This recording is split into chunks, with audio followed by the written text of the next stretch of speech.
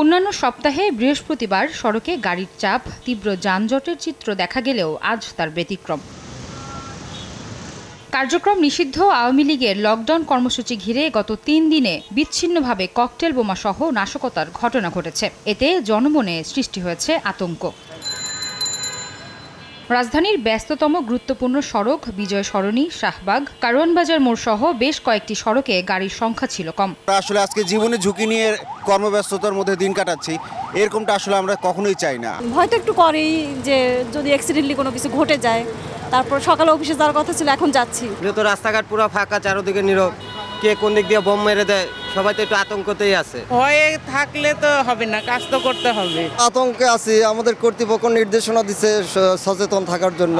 এদিকে মেট্রো রেলেও নেই যাত্রীর চাপ, কর্মজীবী মানুষ ছাড়া বের হননি কেউ। টিকিট কাউন্টারে নেই ভিড়, প্ল্যাটফর্মেও যাত্রী চাপ নেই। স্টেশন জুড়ে নেওয়া হয়েছে বাড়তি সতর্কতা। আসার সময় কোনো লকডাউনের কোনো কিছুই নেই, সব ওপেন ডাউন, সবকিছুই খোলা আছে। কি হবে তা তো বলতে পারি না, এখন যে আসলাম ওটাই ঠিক আছে। চেকিং এর ফলে আমাদের যে সুবিধাটা হচ্ছে, আমাদের যে একটা সিকিউরিটির বিষয় সেটা ইমপ্রুভ হচ্ছে। আরও সিকিউরিটি পারপাসে সবাইকে চেকিং করা হচ্ছে, আর এক্সট্রা নজর দেওয়া হচ্ছে যাতে আমাদের কোনো ধরনের অনাকাঙ্ক্ষিত ঘটনা না ঘটে।